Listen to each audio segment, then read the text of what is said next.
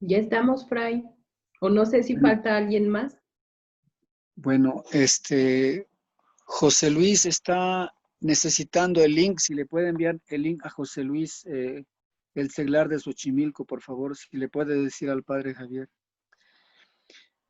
Bueno, yo voy a empezar con la segunda parte del tema de los santuarios marianos.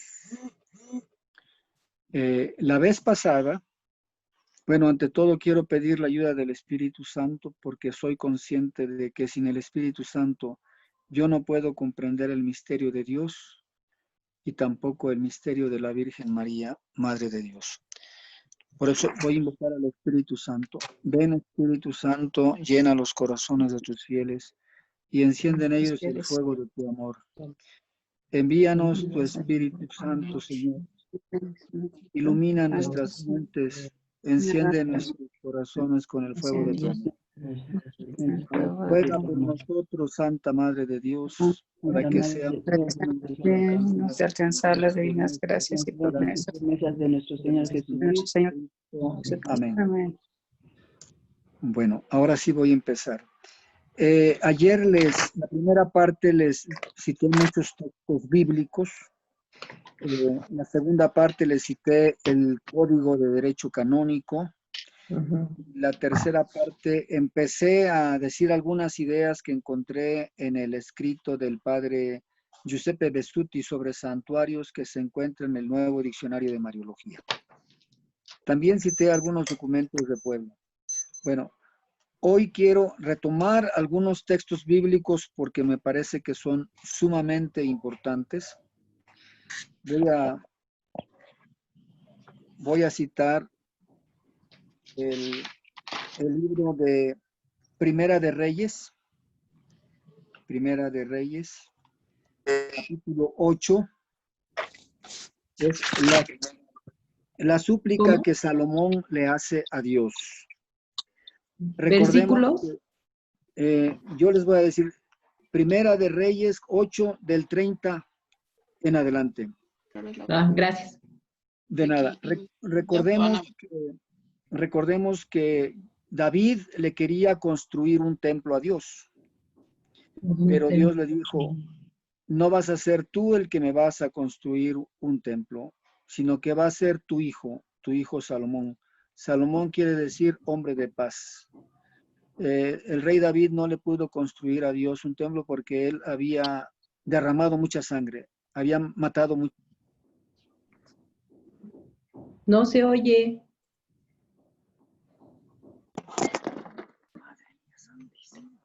No se oye. Sí, bueno. Ahora No sí, se escucha. Ya. ahora sí ya.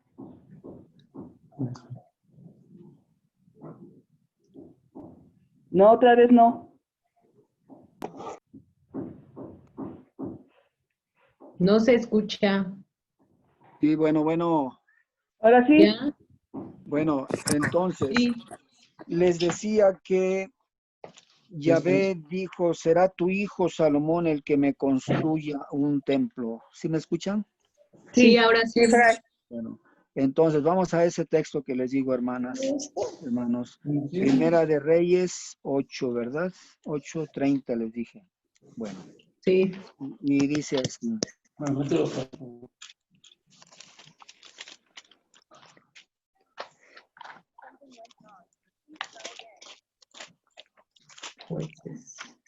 Dice así, oye pues la plegaria de tu siervo y de tu pueblo, Israel.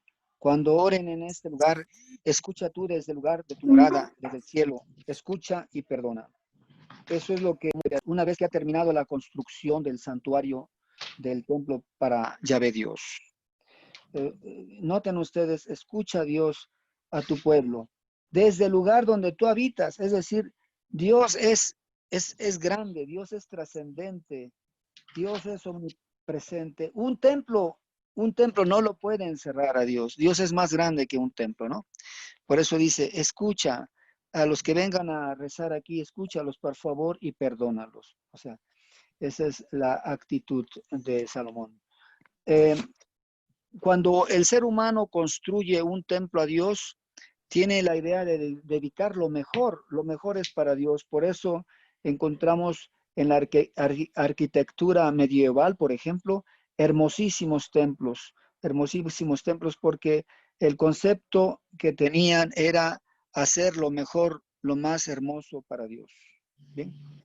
Pero este deseo, por muy bueno que sea en el ser humano, tiene una tentación. La tentación es de querer encerrar a Dios en mi obra, en mi templo, en la obra que yo le hice. Ahí lo quiero encerrar como diciendo, quiero que Dios habite solo en el templo que yo le hice. Y por eso, para superar esa tentación, el profeta Isaías en el capítulo 66 dice así. Dice, así dice Yahvé, los cielos son mi trono y la tierra el estrado de mis pies. Pues ¿qué casa vais a edificarme? ¿O qué lugar para mi reposo? Si todo lo hizo mi mano y es mío todo ello, oráculo de Yahvé. ¿Y en quién voy a fijarme? En el humilde y contrito que tiembla a mi palabra. Esta es palabra de Dios. Dios habita en el humilde. Dios habita en el que se abre a su presencia, a su iniciativa. Dios no es una cosa que nosotros podamos manipular a nuestro antojo. Dios es libre de habitar donde Él quiere y como hemos escuchado, Él quiere habitar en el corazón humilde.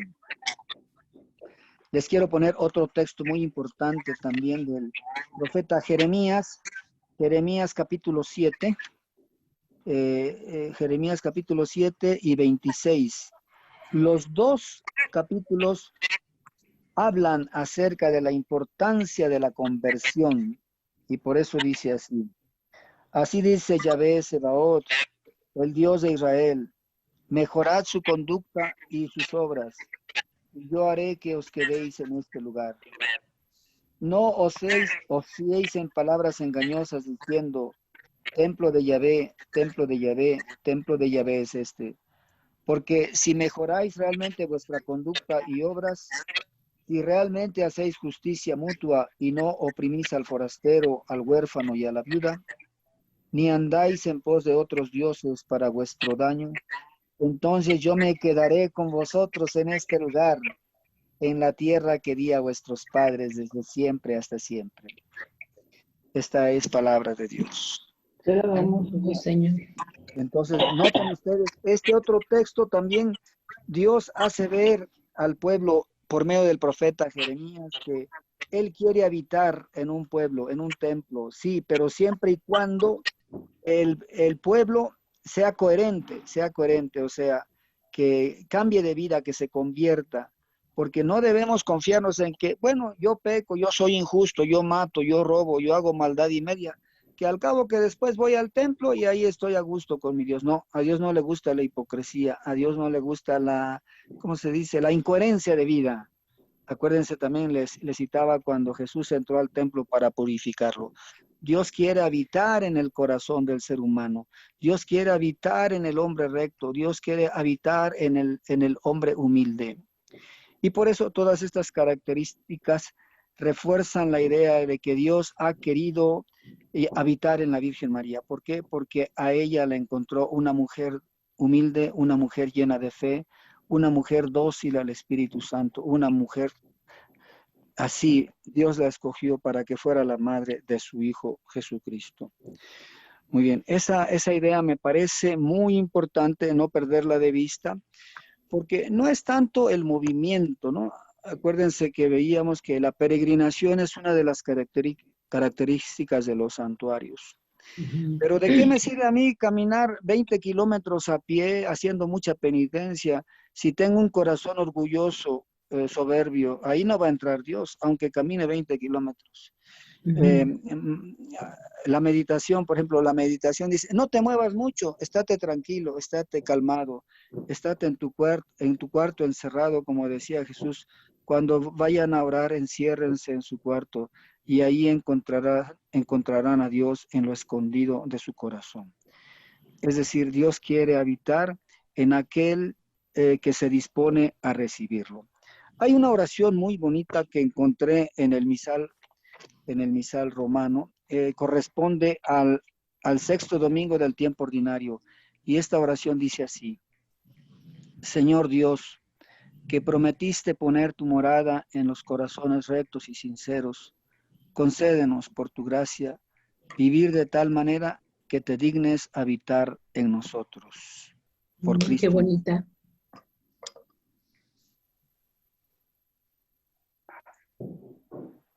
Sí, está bonita. ¿Nos escuchan? Ya no escuchamos.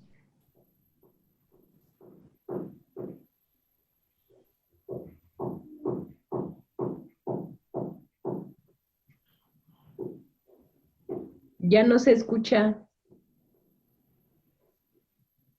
Creo, Fray José Luis apagó su micrófono. Y así todo eso.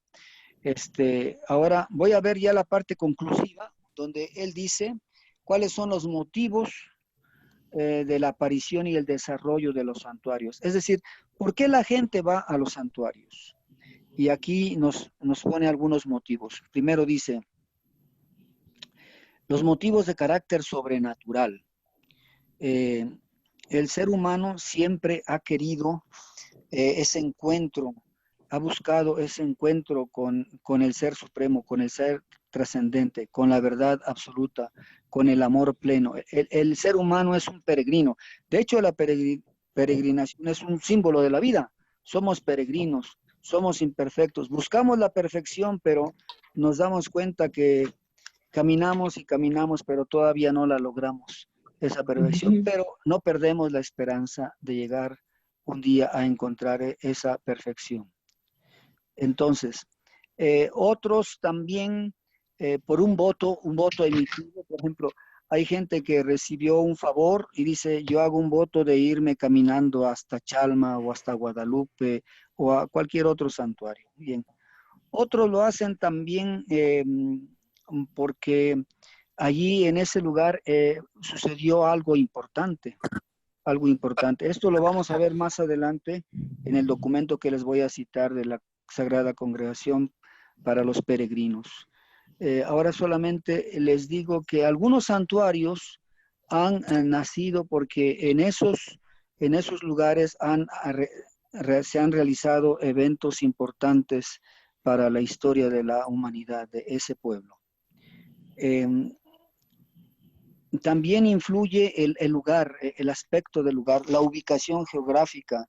Hay algunos santuarios que no solamente son centros espirituales, sino también son lugares bellísimos de la naturaleza, donde se respira aire puro, donde hay agua limpia, donde hay árboles, hermosa vegetación. Entonces uno va ahí también al encuentro con Dios que se manifiesta en la naturaleza. Y bueno, también hay otros motivos de las peregrinaciones. A veces también asume el carácter penitencial, como les decía la otra vez, en los santuarios debe haber los medios de salvación, escucha de la palabra de Dios, celebración de la Eucaristía y también administración del sacramento de la penitencia, es decir, el ser humano que es consciente de su pecado quiere reconciliarse con Dios y busca un lugar para reconciliarse con Dios y emprende una peregrinación hacia un santuario.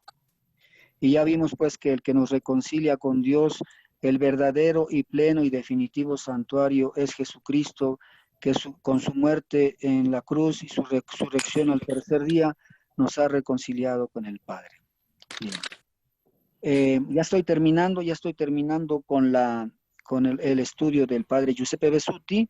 Solamente al final él dice que en los santuarios debe haber una buena pastoral para que el culto que se da a la Virgen María sea un culto correcto, no sea un culto desviado.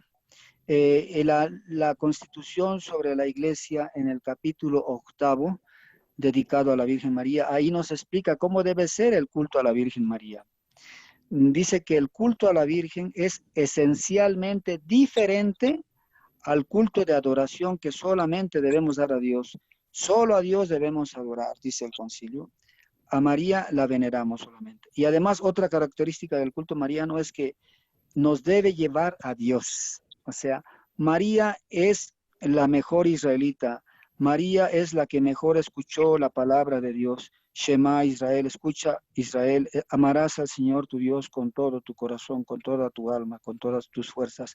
María es la maestra espiritual que nos enseña cómo hay que amar a Dios, cómo hay que escucharlo y cómo hay que cumplir sus mandamientos. Y por eso vamos a los santuarios marianos, porque ella es un testimonio de fe para nosotros y fortalece nuestra fe en Dios Padre, Hijo y Espíritu Santo. Amén. Ahí termino yo con lo de Padre Giuseppe Besutti. Ahora, bueno, ¿hay alguna pregunta, algún comentario sobre esto, hermanas? Sí, una buena pastoral se refiere a que están todos los sacramentos. Bueno, ya dijimos primero la palabra de Dios. Tiene que estar muy bien preparada la predicación de la palabra de Dios. La administración de los sacramentos también, Ajá. segundo lugar, pero también una sana religiosidad popular. Por ejemplo, el rezo del Santo Rosario, el rezo del Santo Rosario, la adoración a Jesús en la Eucaristía. Y acuérdense que les decía que el santuario también es un lugar histórico de encuentro donde hay museos, porque ahí han acontecido cosas importantes para la historia del pueblo. También Sí. son lugares de arte, ahí hay obras de arte que nos hablan de Dios y de nuestra historia, ciertamente. Sí. Hay muchos elementos. El Sí. ecumenismo, también buscar la unidad de los cristianos, también es un lugar vocacional donde escuchamos la llamada del Señor, etcétera, etcétera. Sí. ¿Qué más? Gracias. De nada. Bueno, ahora voy a resumir. Es un maravilloso documento este que acabo de leer. Este documento se llama El Santuario, Memoria, Presencia y Profecía del Dios Vivo. Está elaborado por el Pontificio Consejo para la Pastoral de los Emigrantes e Itinerantes y fue realizado en el 1999. ¿Se acuerdan ustedes que en el año 2000 hubo un gran jubileo en toda la iglesia? Sí. El año 2000 hubo un gran jubileo, hubieron Sí. muchas peregrinaciones y todo. Pues este documento fue elaborado un poquito antes, el 8 de mayo de 1999, y divide en tres partes el tema del santuario. Primera parte es memoria. Dice, el santuario es memoria de qué?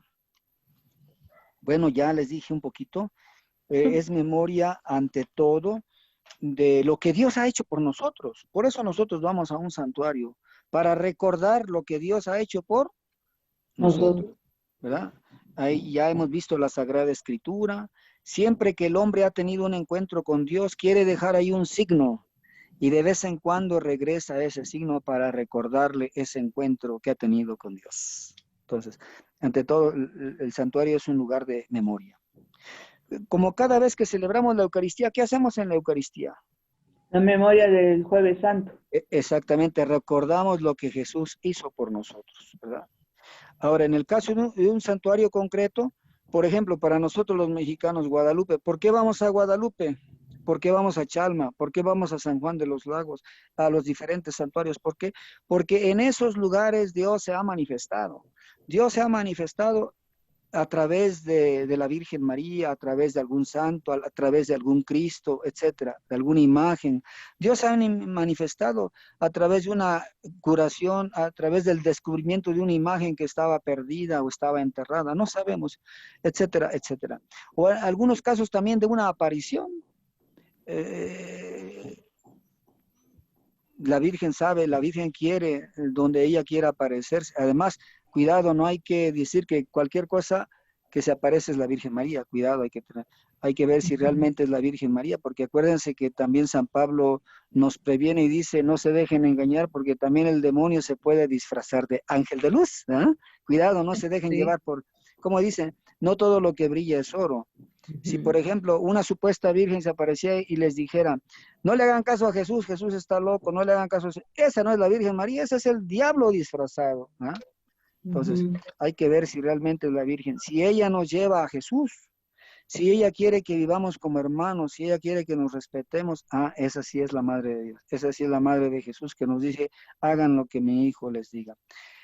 En concreto, aquí en Guadalupe, por ejemplo, recordamos esa aparición, ese acontecimiento guadalupano, donde ella, la Virgen, como fue corriendo a visitar a su prima Isabel, también ha venido corriendo a América para decirnos a todos los que vivíamos en este continente, ya no se peleen, vivan como hermanos.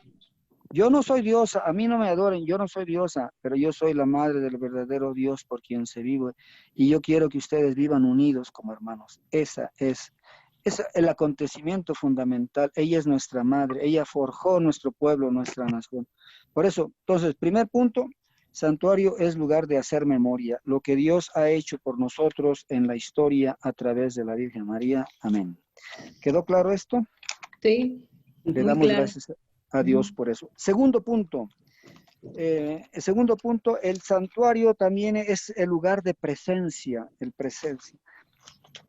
Les decía que Dios es más grande que nosotros, Dios es más grande que el universo. Nosotros no podemos manipular a Dios. Él se manifiesta cuando quiere, como quiere y en quien quiere, ¿verdad? Entonces nosotros vamos ahí. El santuario es ante todo un don de Dios. Él ha querido manifestarse en esa manera. ¿Por qué Dios escogió al pueblo de Israel? ¿Por qué escogió Dios al pueblo de Israel? ¿Porque era el más poderoso? No, No, dice humilde. Deuteronomio 7:7 dice, simplemente porque Dios los amó, por eso Dios los escogió. Yo creo que también aquí en el caso nuestro de México y de Guadalupe, si Dios nos escogió a nosotros, no es porque seamos los mejores o los más santos. Él sabe por qué nos envió a su Santa Madre para hermanarnos entre nosotros, para llevarnos a la verdadera fe, al verdadero Dios. O sea, Dios se hace presente, pero no solo hace 500 años, sino se sigue haciendo presente hoy.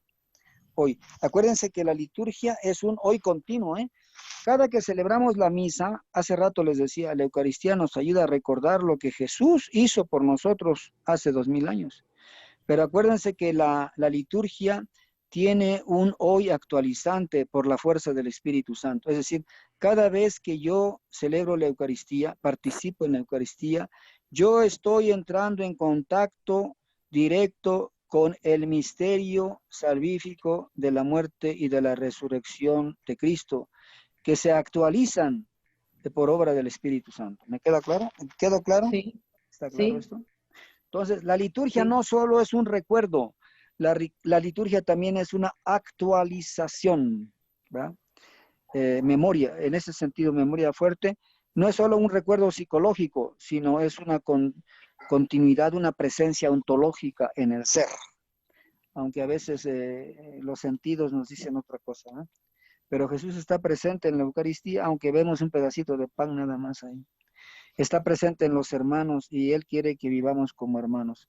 Por eso es muy bonito que en las peregrinaciones no solamente entremos en comunión con Dios, sino también entremos en comunión entre nosotros. Nos perdonemos, nos reconciliemos, volvamos a empezar nuestro camino con más vigor y con más humildad, con más amor.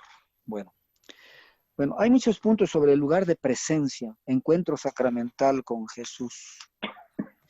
De comunión eclesial, ya les he dicho eso. Invitación a la alegría también.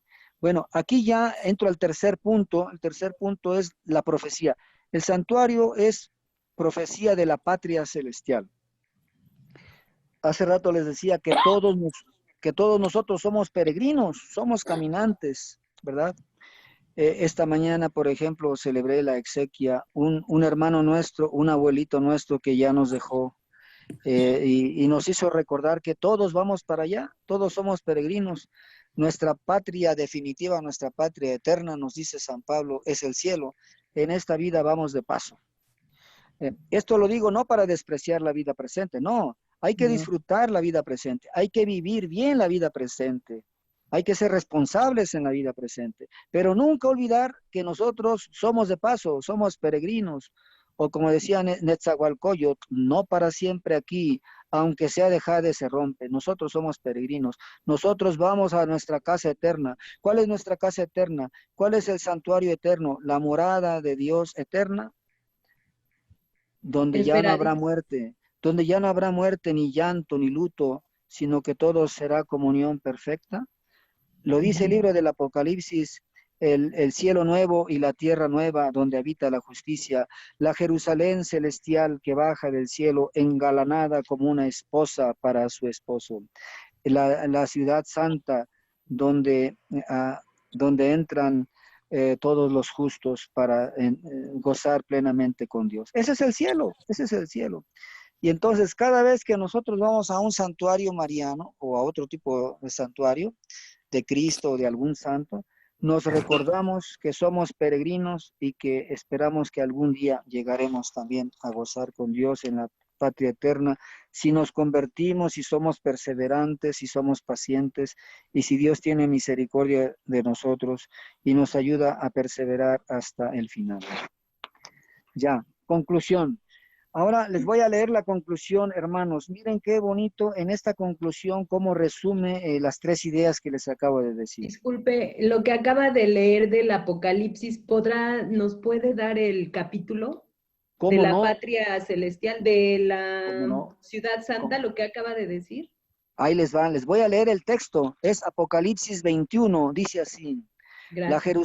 La Jerusalén mesiánica, dice 21:10 dice, me trasladó en espíritu a un monte grande y alto y me mostró la ciudad santa de Jerusalén, que bajaba del cielo de junto a Dios y tenía la gloria de Dios. Esa es la ciudad santa. Y luego dice, más adelante dice, pero no vi santuario en la ciudad santa, porque el Señor Dios Todopoderoso y el Cordero es su santuario. La ciudad no necesita ni de sol ni de luna, que la alumbren, porque la ilumina la gloria de Dios y su lámpara es el Cordero.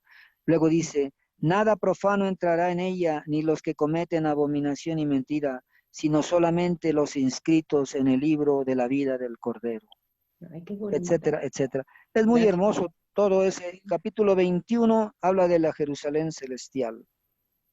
Gracias. Bueno, con mucho gusto. Permítanme terminar con la conclusión de este documento que les estoy citando. Dice así. El misterio del templo ofrece, por tanto, una riqueza de estímulos que se han de meditar y hacer fructificar con la acción. En cuanto a memoria de nuestro origen, el santuario recuerda la iniciativa de Dios y ayuda al peregrino a acogerla con sentimientos de asombro, gratitud y compromiso. En cuanto al lugar de la presencia divina, testimonia la fidelidad de Dios y su acción incesante en medio de su pueblo mediante la palabra y los sacramentos. En cuanto a profecía, o sea, evocación de la patria celestial, recuerda que no todo está cumplido y debe aún cumplirse en plenitud, según la promesa de Dios hacia la cual nos encaminamos, precisamente al mostrar la relatividad de todo lo que es penúltimo con respecto a la última patria. El santuario ayuda a descubrir a Cristo como templo nuevo de la humanidad reconciliada con Dios. Teniendo presentes estas tres dimensiones teológicas del santuario, la pastoral de los santuarios deberá promover la continua renovación de la vida espiritual y del compromiso eclesial con una intensa vigilancia crítica frente a todas las culturas y las realizaciones humanas, pero también con un espíritu de colaboración abierto a las exigencias del diálogo ecuménico e interreligioso. Amén. Así termina la conclusión de este documento. ¿De quién es el documento? Voy a repetir entonces. El documento es de la Sagrada Congregación,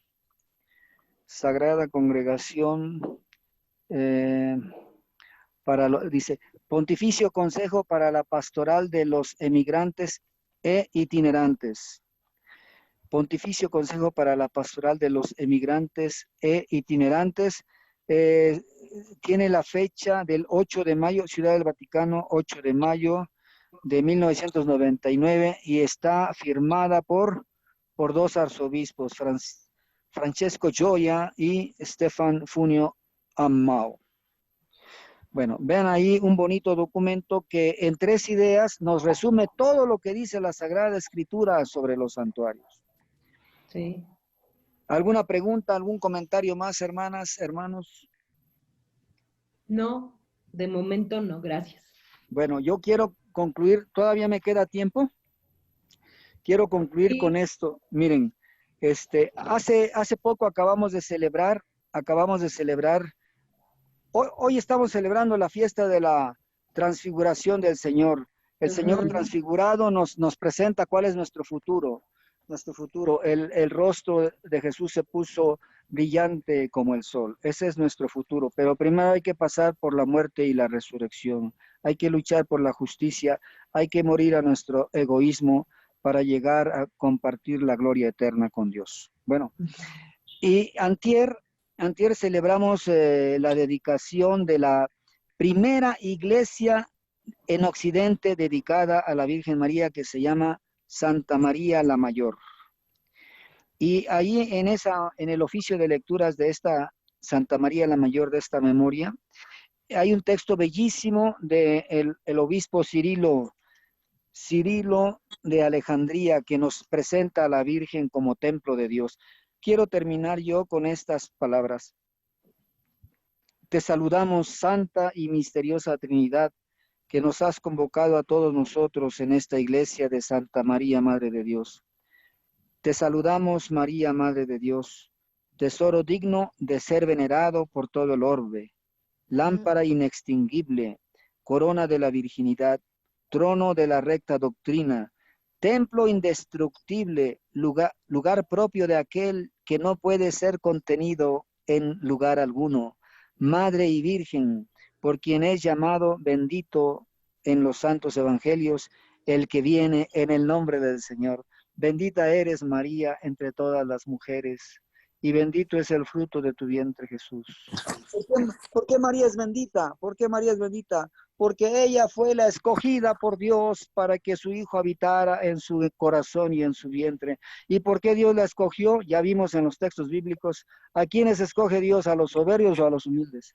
Humildes. Humildes. A los humildes. Pobres. A los pobres, a los que confían en Dios. Y ella, María, le dijo que sí al Señor. Y por eso ella es el santuario viviente de la presencia del Señor. Con eso termino. ¿Quieren ustedes algo más o alguna pregunta? ¿Se puede decir que se presentó a Dios a los hebreos y los salvó de Egipto porque estaban sufriendo muchísimo? Y se presenta ahora con la Virgen de Guadalupe en México porque los indígenas estaban sufriendo muchísimo con los españoles. Sí, también, sí. Hay una continuidad. Sí, Lupita, ¿qué más? Termina tu intervención.